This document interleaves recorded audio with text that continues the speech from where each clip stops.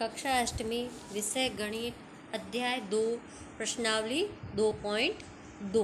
अब आगे हम पहले इसके बारे में पूर्व ज्ञान के प्रश्न कुछ बताने हैं। किसी संख्या से 4 अधिक, फिर किसी संख्या से 4 कम, फिर किसी संख्या का दुगुना, किसी संख्या का आधा। अब यहाँ पे देखो किसी संख्या यानी किसी संख्या का मतलब है कोई अपने को संख्या अचर संख्या माननी है तो कोई भी आप मान के कर सकते हो वर्णमाला की। और अधिक यानी प्लस के रूप में, कम यानी माइनस के रूप में, दुगना यानी उसके गुणा के रूप में, आधा यानी उसके भाग के रूप में। अब आगे अपन पहला प्रश्न पढ़ेंगे। पहला प्रश्न है, अगर आपको किसी संख्या से 1/2 घटाने और परिणाम को 1/2 से गुणा करने पर 1/8 प्राप्त होता है तो वह संख्या क्या है। अब देखो किसी संख्या यानी किसी संख्या अपने को मालूम नहीं है तो अपने को क्या माननी है, x माननी है। अब x मानी तो अब उसे उस संख्या में से क्या 1/2 घटाना है तो x में से 1/2 घटाया और उस जो अपने x में से 1/2 घटाया उसको क्या 1/2 से क्या करना है, गुणा करना है। तो अपन ने यहाँ पे 1/2 से गुणा किया और बराबर में 1/8 लिखा। अब जो ब्रैकेट में संख्या है और ब्रैकेट के बाहर है वो दोनों का सबसे गुणा होगा, एक बाहर के अंदर वाले से सबसे गुणा होगा। तो 1/2 को x से गुणा किया तो x/2 प्राप्त हो गया। फिर 1/2 को 1/2 से गुणा किया तो अंश का अंश से और हर का हर से गुणा करने पर 1/4 प्राप्त हो गया और अब बीच में माइनस है तो माइनस लगा दिया। ये इस प्रकार अपने को क्या प्राप्त हो गया, समीकरण प्राप्त हो गया। समीकरण जब भी प्राप्त होता है तो पक्षांतरण विधि करते हैं। तो अब देखो अपने पास में अब 1/4 ये क्या है, अचर संख्या है तो 1x/2 और बराबर 1/8 और ये माइनस के रूप में है तो इसको अपन प्लस के रूप में लेके गए। तो प्लस के रूप में लेके गए तो अब ये भिन्न संख्या है और भिन्न संख्या होने पर इस पे अपन क्या करेंगे, हर का लसप ले लेंगे। हर का लसप लिया 8 और 4 का तो 8 प्राप्त हुआ और इसको हल करेंगे तो क्या आ जाएगा, एक हल करने पर अपने पास में क्या प्राप्त हो जाएगा, 1 प्लस ये प्राप्त हो गया 1 + 2/8। तो अब 1 और 2 क्या कर दिया अपन ने, जोड़ दिया, जोड़ा तब क्या आ जाएगा 3/8 प्राप्त हो गया। 3/8 प्राप्त हो गया और अपने पास में ये 2 क्या है, भाग के रूप में है इसलिए इसको क्या कर दिया, गुणा के रूप में पक्षांतरण कर दिया और 2 के पाड़े से 8 को काटा तो वो 4 प्राप्त हो गया। तो अपने को x बराबर क्या प्राप्त हुआ, 3/4 प्राप्त हो गया। तो वह संख्या क्या आ गई, 3/4। प्रश्न नंबर 2, आयताकार तरण ताल की लंबाई उसकी चौड़ाई के दुगने से 2 मीटर अधिक है। यदि इसका परिमाप 154 मीटर है तो लंबाई व चौड़ाई ज्ञात कीजिए। तो अपने पास में देखो आयताकार जिसकी क्या होती है, लंबाई और चौड़ाई यानी आमने सामने की भुजाएं बराबर होती है, परिमाप यानी चारों ओर का, चारों ओर। तो अपने पास में इसने क्या कहा है कि चौड़ाई के दुगने से 2 अधिक यानी लंबाई है तो अपन ने क्या माना, इसको चौड़ाई को x मान लिया और लंबाई क्या हो जाएगी अपने पास दुगने यानी x का दुगना तो 2x और अधिक यानी प्लस के रूप में तो +2। अब परिमाप दिया हुआ है तो अपन ने इसका परिमाप का क्या लगा देंगे, सूत्र लगा देंगे। सूत्र लगाया तो 2 इंटू ब्रैकेट में लंबाई प्लस चौड़ाई। अब प्रश्नानुसार इसको लिख देंगे। प्रश्नानुसार लिखा तो 2 इंटू ब्रैकेट में 2x + 2 और प्लस का x बराबर 154 मीटर। अब देखो ब्रैकेट के अंदर 2x और प्लस का x ये सज जाती है, इसको इसलिए जोड़ दिया, योग में है तो 3x प्राप्त हो गया क्योंकि x के आगे भी अचर संख्या होती है इसलिए वो क्या हो गया, 2 और 1 जुड़ के क्या आ गया, 3 आ गया। अब अपने पास में प्लस का 2 है, अब ये 2 है ये इसको पक्षांतरण कर देंगे, ये अपने पास में गुणा के रूप में, गुणा के रूप में है इसलिए 154 के साथ में वो क्या हो जाएगी, भाग के रूप में हो जाएगी। जब काटा तो क्या प्राप्त हो गया, 77 प्राप्त हो गया। 77 प्राप्त हुआ। तो अब अपने पास में 3x ये क्या है, गुणा के रूप में है, गुणा के रूप में है, इसका मतलब ये भाग में चला जाएगा। पर अब सबसे पहले अपने को उससे पहले क्या करना है, ये अचर संख्या है वो प्लस के रूप में है, तो उसको 77 माइनस कर देंगे, क्योंकि प्लस में है, पक्षांतरण करते ही वो किस में आ गया, माइनस में आ गया। अब x के पास अब ये 3 है, ये गुणा के रूप में है, तो ये 77 में से 2 गया तो क्या बच गया, 75 बच गया, और बट्टा में 3 यानी भाग के रूप में। अब ये काटा तो अपने पास में 25 मीटर ये चौड़ाई प्राप्त हो गई। एक्स अपन ने क्या माना था, चौड़ाई मानी थी, इसलिए क्या आ गया, 25 मीटर ये चौड़ाई आ गई। अब चौड़ाई है, लंबाई उसकी चौड़ाई की दुगनी से 2 अधिक है, इसलिए क्या हो गया, 25 को दुगना किया, इसका मतलब 50 आ गया, और 50 में 2 जोड़ दिया, इसका मतलब क्या प्राप्त हो गई, लंबाई अपने पास में 52 प्राप्त हो गई। इस प्रकार ये लंबाई और चौड़ाई आई। प्रश्न नंबर 3, एक समद्विबाहु त्रिभुज का आधार 3/4। प्रश्न नंबर 3, एक समद्विबाहु त्रिभुज का आधार 3/4 सेमी तथा उसका परिमाप 62/15 सेमी है। उसकी 2 बराबर भुजाओं की परिमाप ज्ञात कीजिए। अब देखो, समद्विबाहु जिसकी 2 भुजाएं क्या होती है, बराबर, यानी और आधार क्या होता है, अलग, तो 2 भुजाएं बराबर होती है, तो इसका मतलब उसको अपन को मानना है, तो उसको अपन ने क्या माना, x मान लिया, और आधार क्या है अपने पास में 4/3 सेमी है।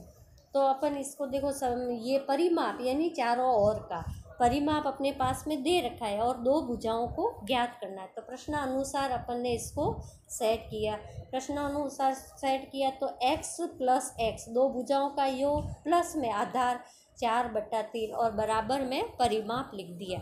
अब देखो, x और x सह जाती है, इसलिए इसके आगे अचर संख्या है 1 और 1 जोड़ दिया तो अपने पास में 2 प्राप्त हो गया, और चर एक रूप में रहेगा, और प्लस में 4/3 और बराबर में अपन ने परिमाप लिख दिया।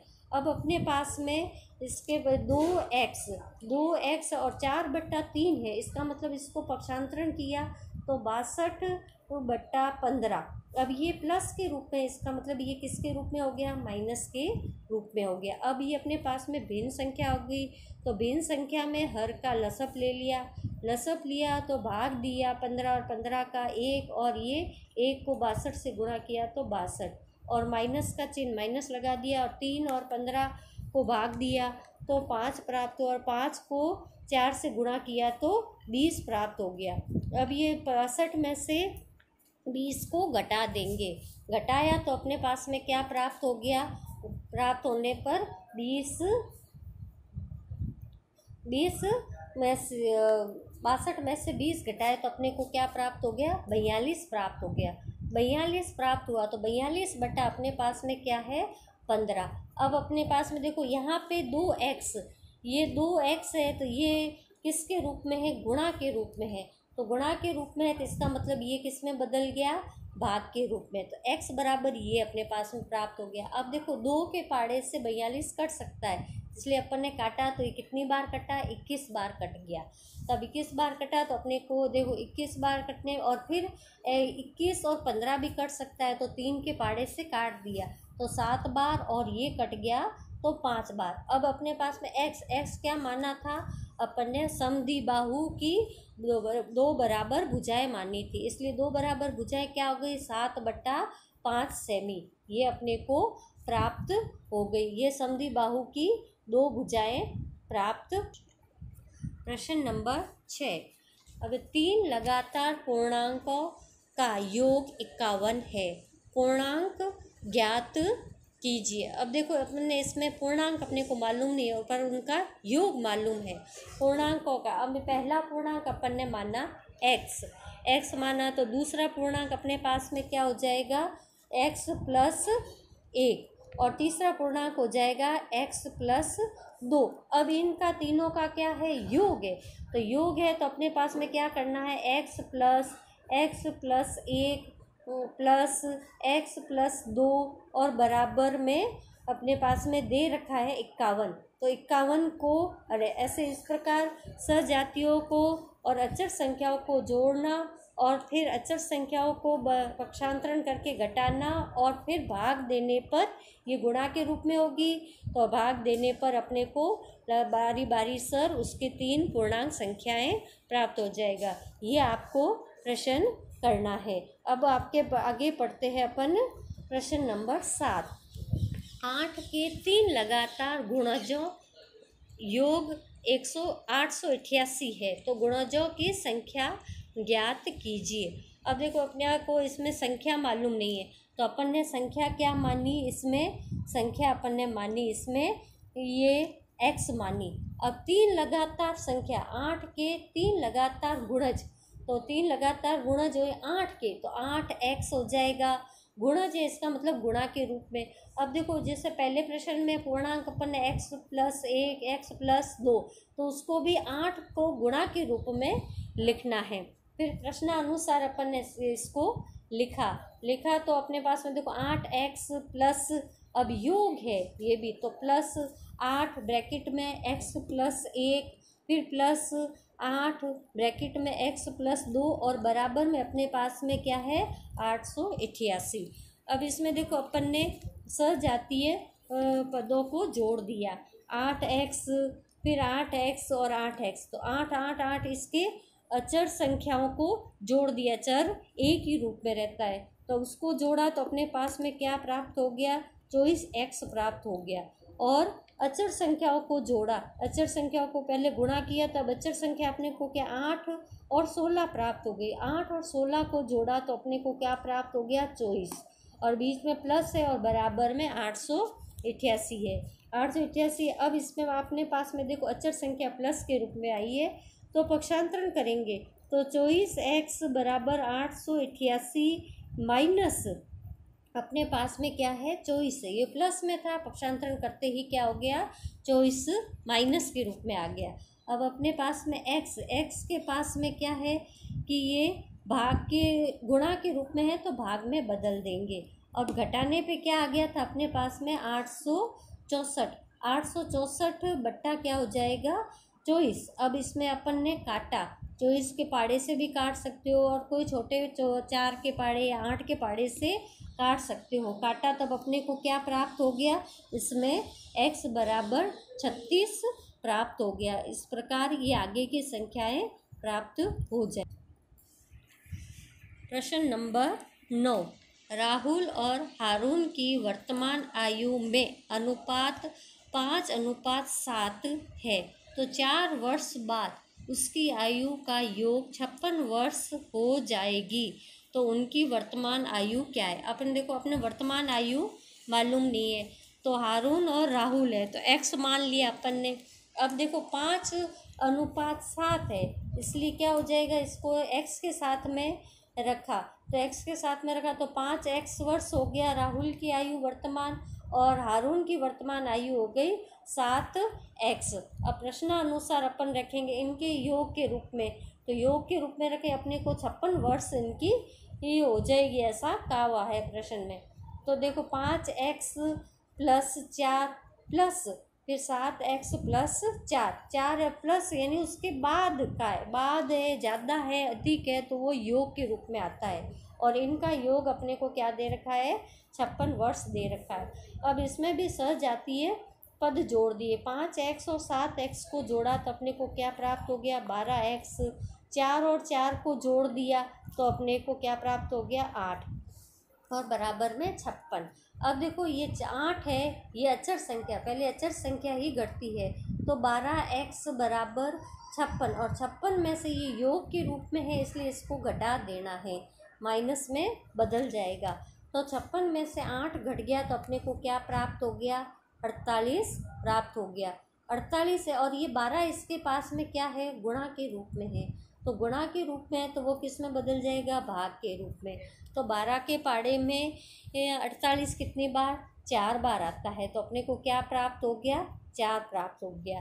तो अब देखो ये इसमें इनका अनुपात दे रखा है, तो 5x और 7x, तो x की जगह अपन क्या रख देंगे ये 4 रख देंगे, तो राहुल की वर्तमान आयु 5 × 4 क्या हो गई, 20 वर्ष हो गई। और हारून की आयु वर्तमान आयु क्या 7 × 4 क्या हो गई, 28 हो गई। इस प्रकार इनकी वर्तमान आयु प्राप्त हुई। प्रश्न नंबर 10, किसी कक्षा में बालक और बालिकाओं के संख्याओं का अनुपात 7:5 है और यदि बालकों की संख्या से 8 अधिक है, बालकों की संख्या क्या है, संख्या से 8 अधिक है, तो कक्षा में कुल कितने विद्यार्थी है ये बताना है। तो माना कि बालिकाओं की संख्या, क्योंकि इसका अधिक है, इसे बालक और बालिकाओं की संख्याओं को अपन ने क्या माना, x मान लिया। अब बालकों की संख्या से 8 अधिक है, इसलिए अपन ने क्या प्रश्नानुसार सही क्या माना, ये अब देखो इसमें अनुपात है। अनुपात क्या होता है, एक तरह से भिन्न रूप होता है। तो अब इसको अपन ने क्या किया, 8x + 8 और बट्टा में x और बराबर में 7/5 ये कर दिया। अब जब भी ये नीचे चर संख्या आती है तो उसको अपन वज्र गुणा द्वारा हल कर सकते हैं। तो अपन वज्र गुणा द्वारा किया तो x को 7 से यानी तिरछा गुणा, वज्र गुणा यानी तिरछा गुणा, x को 7 से गुणा किया तो 7x आ गया, बराबर में 5 को x से किया तो 5x आ गया, प्लस 5 को 8 से किया तो 40 आ गया। इस प्रकार ये अपने को क्या प्राप्त हो गया, समीकरण प्राप्त हो गया। समीकरण प्राप्त होते इसमें पक्षांतरण विधि आ जाएगी। पक्षांतरण, अब देखो 7x को अपने उसके सजाती है यानी 5x के पास लाना और 40 को उधर, तब समीकरण पूरा बनेगा। तो अब देखो 5x, अब इसके पास में अपने पास में ये माइनस यानी ये प्लस का रूप है 7x, तो इधर लाए तो ये -7x हो गया और बराबर में अपने पास में क्या है, ये प्लस का है तो माइनस में क्या हो जाएगा 40, ये प्लस का था इसलिए माइनस में बदल गया। अब देखो माइनस की संख्या बड़ी है तो अचर संख्या में माइनस संख्या बड़ी होती है तो माइनस की ही रहती है। तो ये देखो 2 आ गया माइनस का और चर वही रहता है, फिर बराबर में -40। अब देखो ये गुणा के रूप में है तो गुणा के रूप में है तो इसको आगे अपन भाग के रूप में ले गए तो -40 बट्टा -2। अब देखो ये माइनस से माइनस कट जाता है, भाग या गुणा होता है तो माइनस माइनस हमेशा प्लस के रूप में बदल जाता है। 2 के पाड़े से 40 काट दिया तो अपने को क्या प्राप्त हो गया, 20 प्राप्त हो गया। तो बालिकाओं की संख्या क्या प्राप्त हो गई, 20। अब बालकों की संख्या क्या है, 8 अधिक है, तो 20 में 8 जोड़ दिया तो अपने को क्या प्राप्त हो गया, 28 प्राप्त हो। अब इसने क्या पूछा है, कुल विद्यार्थी पूछा है, तो बालक और बालिकाओं की संख्या को अपन ने जोड़ा तो अपने को क्या प्राप्त हो गया, 48 प्राप्त हो गया। इस प्रकार कुल विद्यार्थी प्राप्त होगा।